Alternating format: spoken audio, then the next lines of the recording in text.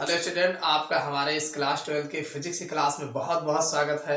देखो बच्चों, आप लोग देख रहे हैं तरंग प्रकाशिकी के इस चैप्टर में आज हम मोस्ट इम्पॉर्टेंट जो आपके बोर्ड एग्जाम्स में बार बार न्यूमेरिकल आते हैं या किस प्रकार के न्यूमेरिकल पूछे जाते हैं, तो आज हम न्यूमेरिकल की चर्चा करने वाले हैं। इस लेक्चर्स में जो है न्यूमेरिकलों को देखने वाले हैं जो आपके बोर्ड एग्जाम्स में बार बार पूछे गए हैं। तो आप लोग वीडियो के अंत तक बने रहिएगा। देखना, अभी आपको अगर न्यूमेरिकल बिल्कुल लगाना नहीं आता है तो आपको काफी ज्यादा न्यूमेरिकल आपको लगाना सीख जाएंगे। और आप जितने न्यूमेरिकल मैं बताऊंगा, इस टाइप के न्यूमेरिकल आपके बोर्ड एग्जाम्स में अक्सर जो है बार बार पूछे जाते हैं। तो चलिए शुरू करते हैं आज की क्लास। सबसे पहले हम जो न्यूमेरिकल देखने वाले हैं, हमारा न्यूमेरिकल है कि 5000 एंगस्ट्रॉम तरंग दैर्घ्य के, यानी एक कोई 5000 एंगस्ट्रॉम का तरंग दैर्घ्य की दो प्रकाश किरणों के मध्य, यानी दो प्रकाश की किरणों के मध्य जो है कलांतर 180 डिग्री है। कितना है? 180 डिग्री है। इनके मध्य पथांतर क्या होगा, यानी पथांतर की जो है गणना करनी है। ये क्वेश्चन आपके मॉडल पेपर में जो है या जो है आपके अनसार्ड में जो है 2019 में पूछा गया है, आप देख सकते हैं वहां पर मिलेगा। तो आपको दिया गया है 5000 एंगस्ट्रॉम, इसका मतलब आपको लेमडा की वैल्यू दी गई है। लेमडा बराबर होता लिखा जाएगा 5000 एंगस्ट्रॉम। अगर आप एंगस्ट्रॉम को चेंज करेंगे तो ये आपका आ जाएगा 5000 गुणे 10 घाते -10, ये हो जाएगा मीटर, यानी एंगस्ट्रॉम हटा के मीटर में आ जाएगा। भाई आप देख रहे हैं, मान लीजिए दशमलव यहाँ लगा है, इसको 1 2 3 अंक इधर लाओगे तो ये जो -10 लिखा है इसमें से अगर हम +3 घटाएंगे तो ये आपका आ जाएगा लेमडा की वैल्यू 5.0 गुणे 10 घाते -7 मीटर में चेंज हो जाएगा। इतनी बात समझ में आएगी नहीं? और आपको क्या दे रखा है? डेल्टा फाई की वैल्यू दे रखा है। डेल्टा फाई बराबर 180 डिग्री। भाई कलांतर दिया है ना, तो इसे डेल्टा फाई लिखा जाता है। कलांतर दोनों के मध्य जो कलांतर है, ये डेल्टा फाई बराबर 180। और 180 का मान पाई रेडियन होता है। क्या होता है? Pi radian. इसको ध्यान रखिएगा, पाई रेडियन का मान जो होता है 180 डिग्री होता है। अब एक फार्मूला आप जानते हैं, डेल्टा फाई बराबर 2 phi upon lambda into delta x. Delta phi बराबर 2 phi upon lambda into delta x, ये इसका फार्मूला होता है। भाई ये डेल्टा फाई आपका क्या है? कलांतर है, और ये डेल्टा एक्स जो है पथांतर है। आपको डेल्टा एक्स निकालना है। क्या निकालना है? Delta x. डेल्टा एक्स इधर ले आओ, मतलब ये ऊपर होगा तो ये इनके साथ जाएगा, तो ये बन जाएगा डेल्टा फाई अपान लेमडा। ये डेल्टा फाई इंटू लेमडा हो जाएगा, और ये 2 फाई आपका नीचे आ जाएगा। समझ में आई इतनी बात कि नहीं? कुछ नहीं करना है, सबकी वैल्यू रख दो। डेल्टा फाई कहाँ है? ये है 180 का मान पाई, ठीक। और लेमडा, लेमडा की वैल्यू कितना है? 5.0 गुणे 10 घाते -7 और बटे में 2 पाई। लो, एक पाई कट गया, 2 से इसमें भाग दे दो। 2 से भाग दोगे तो 2 दूनी 4 हो जाएगा, एक बचेगा। पॉइंट लगाओगे तो 5 6 10 गुणे 10 घाते -7। अब चूंकि ये पथांतर है, यानी डेल्टा एक्स की बात हो रही है, तो 2.5 गुणे 10 घाते -7 दूरी पूछ रहा है, तो दूरी हमेशा मीटर में मापी जाती है। समझ में आया कि नहीं? तो इस तरीके से ये न्यूमेरिकल लगाया जाता है। देखो, कोई भी न्यूमेरिकल आपको लगाना है, सबसे पहले क्या करिए, जो दिया गया हो उसको नोट कर लीजिए, और नोट करने के बाद फिर आपका फार्मूला किस पर क्या बैठता है। तो फार्मूला देखिए, यहाँ पर डेल्टा फाई बराबर 2 phi upon lambda into delta x होता है। आपको डेल्टा एक्स निकालना है, तो ये भी दे रखा है और लेमडा की वैल्यू भी दे रखा है, तो आराम से डेल्टा एक्स बराबर ये ऊपर चला जाएगा, नीचे आएगा, और डेल्टा फाई की वैल्यू 180 दिया था, मतलब पाई हो जाएगा, और आराम से लेमडा की वैल्यू रखोगे। ये फाई यहाँ होता है 180 की वैल्यू, आराम से रख दोगे, काट दोगे, इसको डिवाइड कर दोगे, तो उससे आंसर आपका आ जाएगा 75। समझ में आ गया? चलिए अगला क्वेश्चन देख लेते हैं। चलिए बच्चों, अगला क्वेश्चन हम देखते हैं। अगला क्वेश्चन हमारा जो दिया गया है, दो प्रकाश तरंगों की तीव्रताओं का अनुपात 81:49 है, उनके आयामों का अनुपात क्या होगा? यानी आपको आयाम का अनुपात A1 A2 जो है ज्ञात करना है। ये आपके पेपर 2017 और 2020 में जो है 2 बार पूछा गया है, तो उम्मीद है फिर आने के। चलिए इसको देख लेते हैं। तो अब आपको दिया गया है तीव्रता के प्रकाश तरंगों की तीव्रताओं का अनुपात, मतलब आपका I1 और I2 का अनुपात दे रखा है। I1 ये आपका 81 है और I2 जो है 49 है, यही तो है। भाई आपको I1 रेशियो I2 ये दे रखा है 81 × 49। आप इसको जो रेशियो लगाया गया है इसको बटे में लिख सकते हो, आराम से इस तरीके से लिखा जा सकता है। समझ में आई बात कि नहीं? अब जो आयामों का अनुपात होता है, फार्मूला जो होता है I1 अपान I2 बराबर A1 प्लस A2 अपान A1 अप्रोक्सीमेट A2। यानी अब इसमें यह नहीं कंफर्म होता है कि जो है ये पहले लिखा जाए कि ये बाद में लिखा जाए, तो जो ज्यादा होगा वो पहले हो जाएगा, ठीक। ये माइनस होगा तो A1 माइनस A2 ये इसका वर्ग होता है। I1 अपान I2 बराबर A1 प्लस A2 अपान A1 माइनस A2 का होल वर्ग होता है। समझ में आई बात? अब आपको यही A1 A2 निकालना है, इसका अनुपात ज्ञात करना है, कुछ नहीं करना है, आप इसकी वैल्यू रख दीजिए। भाई आप जो है I1 I2 दे रखा है ना, इसकी वैल्यू रख दीजिए। तो A1 प्लस A2 अपान A1 माइनस A2 का वर्ग हो जाएगा, और इसकी वैल्यू दे रखा है 81 और 49। समझ में आई बात कि नहीं? भाई इसका भी वर्ग बनाओ तो ये हो जाएगा A1 प्लस A2 और A1 माइनस A2, तो ये बन जाएगा इसका जो वर्ग है। तो देखो 9 9 81 होता है ना, तो 9 का वर्ग हो जाएगा और 7 7 49 इसका भी वर्ग बन जाएगा, तो वर्ग से वर्ग कैंसिल हो जाएगा, तो आपका आ जाएगा A1 प्लस A2 अपान A1 माइनस A2, तो ये सीधे सीधे 9 अपान 7 आ गया।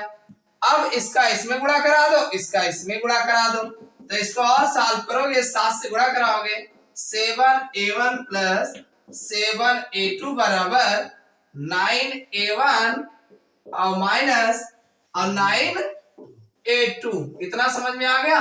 एक काम करो A1 A1 इकट्ठा कर लो, तो A1 A1 जब इकट्ठा करोगे तो ये आपका हो जाएगा, तो ये बन जाएगा 9A1 और इसको इधर लेंगे तो माइनस 7A1 और बराबर 9A2 और प्लस, भाई एक माइनस में प्लस हो जाएगा 7A2 हो जाएगा। इतना समझ में आया? इसको और ठीक कर लो भाई, 9 में से 7 घटाओ कितना बचे 2 बचेगा ना, तो ये आपका आ जाएगा 2A1 और बराबर, और ये जुड़ जाएगा 9 7 16A2 हो जाएगा, ठीक।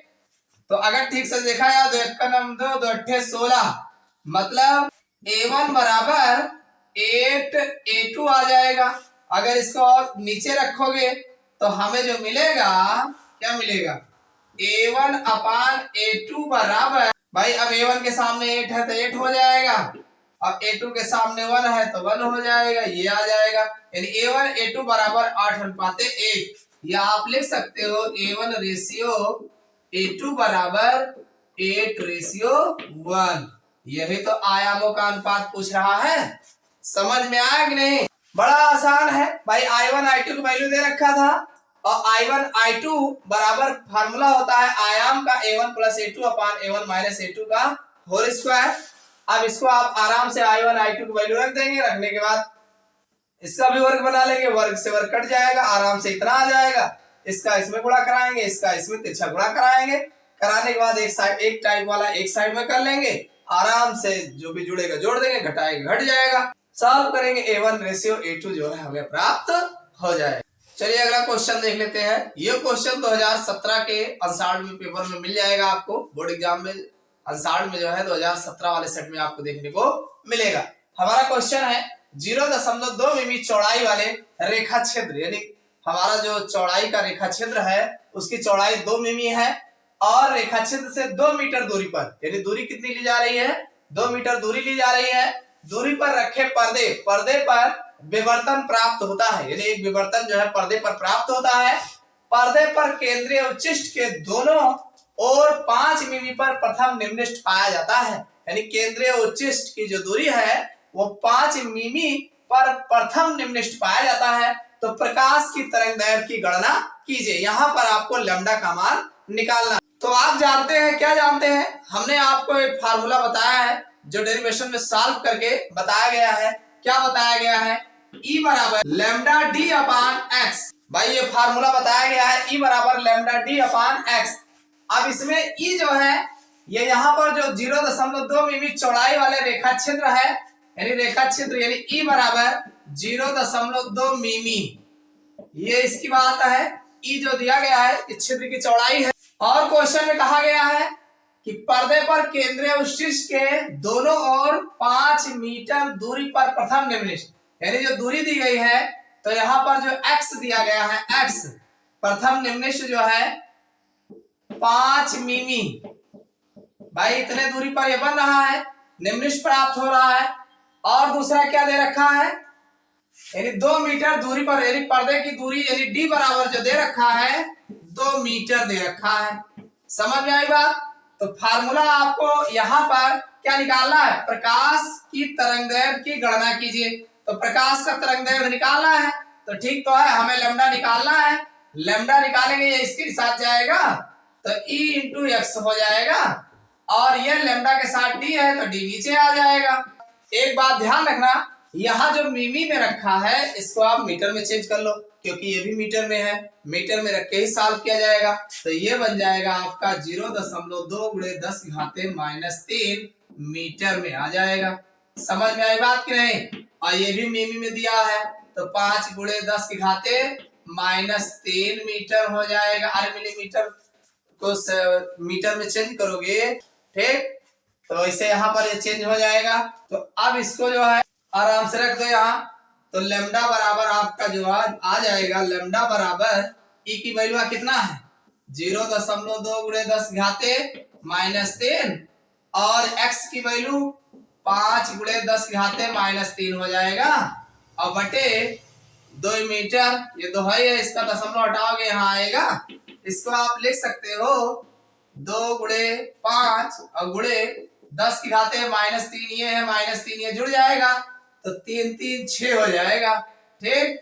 अब बटे में ये 20 आ जाएगा, इसको काटोगे तो इधर 20, ये 10 बार जाएगा आराम से। लैम्डा बराबर 10 से 5 में भाग दे देना, 0.5 गुणे 10 की घाते -6, ये आपका मीटर में आएगा। किस में आएगा?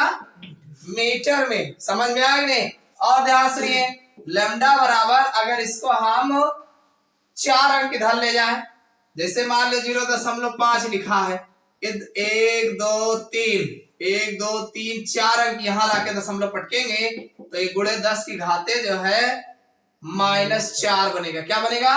-4, ये दशमलव खिसका के यहाँ लाएंगे -4, तो ये हो जाएगा 5000 और गुणे 10 की घाते -10 आ जाएगा। समझ में आया कि नहीं? इतनी बात नहीं समझ में आई? अरे दशमलव हिया वाला 1 2 3 4 अंक खसका के इधर लाए तो लेके आए, तो ये 6 था, 4 और बढ़ा लिए, 6 4 10 हो गया, और 10 की घाते -10 मीटर को 1 एंगस्ट्रॉम बोला जाता है। तो आराम से आपका आंसर जो आ जाएगा लैम्डा बराबर 5, ये पूरा इतना हो जाएगा, मीटर को एंगस्ट्रॉम में बदल देंगे, ये आ जाएगा एंगस्ट्रॉम। ये लैम्डा की वैल्यू जो है 5000 एंगस्ट्रॉम में आ जाएगा। समझ में आई बात कि नहीं? कुछ नहीं करना है, फार्मूला जो होता है E बराबर लैम्डा डी अपान एक्स, ये आपको बताया गया है, और लैम्डा बराबर इसी को ठीक करोगे ऐसा आ जाएगा। यहाँ पर E की वैल्यू मिमी में दिया है, इसको आप जो है मीटर में चेंज कर लीजिएगा, और इसको भी आप मीटर में चेंज कर लेना, और ये मीटर में ऑलरेडी दे रखा है, और रख करके आराम से इसी पर काट देना, जो आएगा ये मीटर में आएगा, इसको जो है एंगस्ट्रॉम में चेंज कर लेंगे। समझ में आई बात कि नहीं? भाई 10 की घाते -10 मीटर जो होता है वो 1 एंगस्ट्रॉम के बराबर होता है, तो ये 1 एंगस्ट्रॉम हमने लिख दिया है, ठीक। अगला क्वेश्चन हमने जो लिया है ये आपके अंसार में जो है 2016 और 20 में मिल जाएगा, जो पूछा गया है 2 बार। क्वेश्चन आप गौर से सुनिएगा। क्वेश्चन कहा गया है कि यदि किसी तरंग का परिणामी आयाम, यदि तरंग का जो परिणामी आयाम है व्यतकरण के बाद a हो, यानी व्यतकरण के बाद जो है आयाम a हो, जबकि प्रकाश स्रोत से संबंध कला स्रोत का आयाम भी o हो, यानी जो कला स्रोत है उसका भी आयाम a हो, तब दोनों तरंगों के बीच कलांतर ज्ञात कीजिए। यानी दोनों तरंगों के बीच जो है कलांतर ज्ञात करना है। ये आपके एग्जाम में 2 बार पूछा गया है, फिर पूछा जा सकता है। देखो एक चीज जानते हैं, परिणामी आयाम जो होता है इसका जो फार्मूला आपको पता है, क्या पता है? इसका फार्मूला होता है r स्क्वायर बराबर a1 square plus a2 square और plus 2a1 a2 cos phi. यही जो है इसका फार्मूला होता है। यानी आर स्क्वायर बराबर, यानी परिणामी आयामों का जो फार्मूला होता है आर स्क्वायर बराबर a1 का स्क्वायर प्लस a2 का square plus 2a1 a2 cos 5। इसको दिमाग में रख लीजिएगा, ये परिणामी आयामों का फार्मूला। अब भाई कह रहा है ए हो, यानी परिणामी आयाम व्युत्करण के बाद जो कहा गया है ए हो, मतलब ये जो आर दिया गया है इसको ए बता दिया। और जबकि प्रकाश स्रोत से संबंध कला स्रोत का आयाम भी हो, यानी a1 a2 की वैल्यू भी ए ही कह रहा है, तो ठीक है a का स्क्वायर और प्लस a का स्क्वायर इसको भी हो जाएगा और प्लस 2 भाई ये a1 a2 का वैल्यू जब आपने a माना है तो ये a हो जाएगा और ये cos फाई हो जाएगा। समझ में आई बात कि नहीं? नहीं समझ में आया? अरे यहाँ ए जो यहाँ लिखा है a1 बराबर a2, यानी a1 बराबर a2 और बराबर r, इन सब की वैल्यू जो है a मान लिया गया है। समझ में आई बात कि नहीं? इन सब की वैल्यू a मान लिया गया है, तो सब जगह a रख दो बस। जैसे लिखा है, जैसे r स्क्वायर लिखा था तो r की वैल्यू a मान लिया गया है a, तो a है स्क्वायर हो गया। a1 की वैल्यू जो है वो भी a माना गया तो a स्क्वायर हो गया। a2 की वैल्यू वो भी a माना गया तो ये भी हो गया, तो 2 हो गया। a1 a2 यहाँ a माना है तो ये बन जाएगा। थोड़ा इसको और ठीक कर लो, ठीक करोगे तो ये आ जाएगा, ये जहां है भाई जहां, यानी ऐसा हमने किया। तो अब इसको जरा जोड़ लो, तो ये आपका आ जाएगा a स्क्वायर, इधर है a जोड़ोगे 2a स्क्वायर हो जाएगा। क्यों? a जोड़ोगे 2a स्क्वायर हो जाएगा प्लस, और a का ये भी आ जाएगा 2a स्क्वायर। अरे a का दोनों जो मल्टीप्लाई कराओगे स्क्वायर हो जाएगा और cos फाई हो जाएगा। ठीक, ये जो a स्क्वायर है ऐसे रहेगा। देखो 2a स्क्वायर दोनों सेम है ना, दोनों में है प्लस के दोनों ओर, इसको कॉमन ले लो। 2a स्क्वायर कॉमन लेंगे तो यहाँ बचेगा 1 और प्लस cos फाई बचेगा। इतना समझ में आ गया नहीं? अरे दोनों जगह यहाँ 2a स्क्वायर लिखा है तो बाहर कर लो, 1 बचेगा और प्लस अपनी जगह आएगा और cos फाई यहाँ बचेगा। ये तो होगा। इसको और क्या कर सकते हो, इसको लिख सकते हो a1 square upon 2a square बराबर 1 प्लस cos फाई, इतना लिख सकते हो। अरे यही अनाज बटे में न जाए और a1 स्क्वायर कट न जाए, तो ये आपका आ जाएगा 1 प्लस cos फाई बराबर का जी 1/2 नहीं बचा, ऊपर 1 बचा नीचे 2 नहीं बचा, तो 1/2 हो जाए। यहाँ पर 1 प्लस cos फाई जो दिया है, अगर इसको आप देखोगे तो ये आपको cos फाई बराबर मिल जाएगा -1/2। भाई 1/2 है भाई, ये प्लस में है, अगर इसमें आप माइनस लगाओगे तो ये इधर वाला भी माइनस में आ जाएगा। ठीक, तो cos फाई बराबर -1/2 हो जाएगा। और सुनिए कितने फाई का मान 1/2 होता है, तो cos 120, देखो cos 120 का मान -1/2 होता है, तो फाई की जगह कितना है, तो ये आपका आ जाएगा फाई बराबर 120 डिग्री। समझ में आया कि नहीं? फाई का मान 120, और फाई क्या है, फाई कलांतर है। फाई क्या है, तो दोनों तरंगों के बीच कलांतर जो होगा, कलांतर 120 डिग्री है। यानी अगर ऐसा होता है तो कलांतर 120 डिग्री है। समझ में आ गए? कुछ नहीं, हमने जो फार्मूला था फार्मूला लिख दिया और सब की वैल्यू ए ही बताया गया है, तो हमने सब पर ए रख दिया, रखने के बाद जोड़ लिया, जोड़ने के बाद सॉल्व किया, तो ये हमारा 1 प्लस cos फाई का मान 1/2 आ गया। तो आप जानते हैं ये cos फाई बराबर ये भाई इसको हम चेंज करेंगे तो ये -1/2 हो जाएगा, और जब -1/2 होगा तो हम जानते हैं कि cos 120 की वैल्यू जो होती है वो -1/2 होता है, तो फाई बराबर जो है 120 डिग्री हो जाएगा, और यही फाई जो है कलांतर है, तो दोनों तरंगों के बीच कलांतर 120 डिग्री आ जाए। अगला क्वेश्चन जो हमने लिया है ये आपके अंसाड़ में 2018 और 23 दोनों में पूछे गए हैं, और 2 बार ये आपका आया है, फिर आने के इस टाइप के क्वेश्चन के चांस है, तो इसको देख लेते हैं। अगला क्वेश्चन हमारा जो है यंग के द्विक रेखा क्षेत्र प्रयोग में, यानी यंग का जो द्विक रेखा क्षेत्र प्रयोग है उसमें जो स्लिट दिया गया है 0.2 मिमी, यानी स्लिट की चौड़ाई जो दी गई है 0.2 मिमी दूरी पर, तथा पर्दा यानी 2 मीटर की दूरी पर है, यानी पर्दे की दूरी जो दिया गया है 2 मीटर की दूरी पर है, और प्रकाश की तरंगदैर्घ्य 6000 एंगस्ट्रॉम है।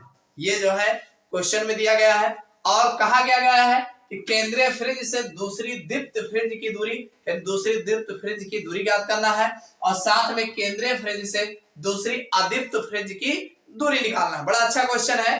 सबसे पहले ये जान लेते हैं दिया क्या गया है। तो भाई सबसे पहले छिद्र का जो मोटाई दी गई है उसको देख लेते हैं। डी बराबर दिया गया है 0.2 मिमी दिया है। क्या दिया है? मिमी।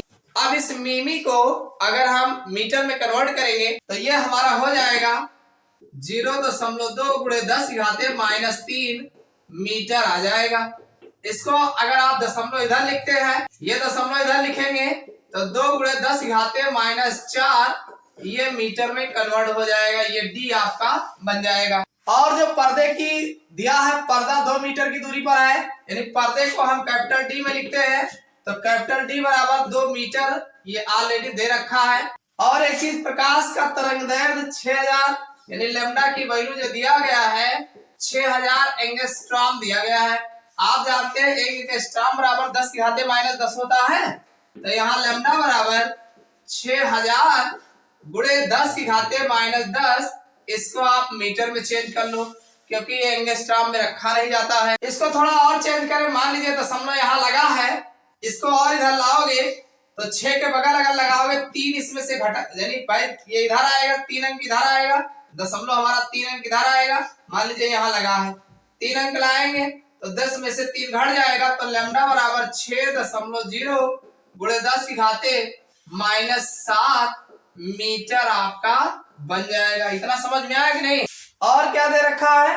और क्वेश्चन में कहा गया है, क्या कहा गया है कि केंद्रीय फ्रिंज से दूसरी दीप्त फ्रिंज की दूरी दिया है। दूसरे की पूछ रहा है ना, तो दूसरे दीप्त फ्रिंज की दूरी यानी यम की वैल्यू जो है 2 दे रखा है। भाई यम बराबर आप जानते हैं 0, 1, 2, 3 कुछ भी हो सकता है। तो यहाँ यम बराबर 2 लिया जाएगा क्योंकि दूसरे दीप्त फ्रिंज की दूरी पूछ रहा है। ठीक, चलिए सबसे पहला वाला देख लेते हैं। तो फार्मूला हमारा x बराबर जो होता है, भाई यम की वैल्यू दे रखा है दूसरी यम और D lambda upon small D, ये हमारा ये भाई दीप्त फ्रिंज की दूरी x बराबर m D lambda upon D, ये फार्मूला होता है। जहां आपको पता है कि m बराबर 0, 1, 2, 3 जैसा आप चाहोगे वैसा रहेगा। आराम से इस पर रख दीजिए। यम की वैल्यू दूसरे पे कहा गया 2 हो जाएगा और गुणे डी, डी की वैल्यू कितना है? 2 है और लैम्डा, लैम्डा की वैल्यू कितना है? 6 गुणे 10⁻⁻7 और बटे D small D, small D की वैल्यू 2 गुणे 10 कितना है भाई? -4 मीटर है। ठीक, मीटर उटर ना लिखो, इतना हो गया। आराम से जरा इसको सॉल्व कर लो। क्या सॉल्व करना है? 2 से 2 कट ही गया। 10⁻⁻4 है, ऊपर जाएगा +4 हो जाएगा। तो ये x बराबर भाई ये 2 है, 6 दूनी 12 ये हो जाएगा और गुणे 10 ये भाई ये 10⁻⁻7 है, ऊपर जाएगा +4 हो जाएगा। तो ये सीधा सीधा आ जाएगा 12 गुणे 10⁻⁻7 और ये 4, 4 3 7 -3 हो जाएगा और 10⁻⁻3 ये x है। देखो ये जो वैल्यू आया है ये मीटर में आएगा क्योंकि हमने सब मीटर में रखा है। तो हमारा x बराबर 12, देखो 10⁻⁻3 जो लिखा गया है इसको हटाएंगे तो हमें ये मिमी में मिल जाएगा, यानी मिमी से मीटर में चेंज करेंगे तो इतने तो होगा। तो ये हमारा जो है x की दूरी जो है 12 मिमी जो है प्राप्त हो जाएगा। पहला आंसर तो हमारा ये मिल गया। और दूसरे में क्या कहा गया? केंद्रीय फ्रिंजों से दूसरी अदीप्त फ्रिंज की दूरी कह रहा। तो जो अदीप्त फ्रिंज की दूरी का जो फार्मूला होता है, अदीप्त फ्रिंज की दूरी बराबर आपको पता है m-1/2 एक ब्रैकेट और d lambda upon small d, ये फार्मूला होता है ये अदीप्त फ्रिंज की दूरी के लिए और दीप्त फ्रिंज की दूरी के लिए ये होता है। कुछ नहीं करना है, इसी पर रख दीजिए। तो ये हमारा m की वैल्यू क्या है? दूसरे के लिए कह रहा है ना, तो ये 2 हो जाएगा, -1/2 हो जाएगा और कैपिटल डी की वैल्यू कितना दे रखा है? 2 दे रखा है और लैम्डा की वैल्यू भी कितना दे रखा है? यह है 6 गुणे 10⁻⁻7 और बटे स्मॉल डी की वैल्यू 2 गुणे 10⁻⁻4। इसको जरा सॉल्व कर लो। सॉल्व करोगे अरे ये 2 से 2 कट जाएगा। और ये यहाँ लिखा है 2 माइनस 1/2, इसको बटा 1 मान लो, लासा लोगे 2 तो 2 दूनी 4 हो जाएगा और ये कट जाएगा 1, ये आ जाएगा 3/2। क्यों? 4 में से 1 जाएगा 3, 3/2। तो ये आपका यहाँ आ जाएगा 3/2 गुणे, और यहाँ बचा है 6, ऊपर क्या बचा है? 6 बचा है ना, ये 6 हो जाएगा गुणे, और 10 की घाते ये ऊपर जाएगा, अभी अभी ऊपर ले गए थे तो कितना बचा था? 7, यहाँ पे -3 बचा था, तो 10 की घाते -3 हो जाएगा, तो ये 2 3 6 हो जाएगा। तो हमारा जो निकल के आ जाएगा 3 त्रिका 9 गुणे 10 की घाते -3, ये आएगा किसमें? मीटर में आएगा। ठीक, मीटर में आएगा। और इसी को हम अगर मीटर के बजाय लिखेंगे तो 9 मिलीमीटर हमारा आंसर आ जाएगा। मिमी में अगर देखोगे तो इतना आंसर जो है देखने को मिल जाएगा। समझ में आया कि नहीं? तो इस तरीके से ये अदीप्त फ्रिंज की दूरी जो है ऐसे निकाला जाएगा, और दीप्त फ्रिंज की दूरी जो है इस प्रकार निकाला जाएगा। समझ में आ गया होगा। तो ये तो थे तरंग प्रकाशिकी के इस टाइप के क्वेश्चन आपके बोर्ड एग्जाम में खूब पूछे जाते हैं। तो जितना हो सका इस लेक्चर में हमने बता दिया। समय मिलेगा तो फिर बाद में जो है रिवीजन करवाते समय फिर आपको हम बताएंगे। समझ में आया हो? वीडियो को लाइक अवश्य करिएगा। फिर मिलते हैं अगले क्लास।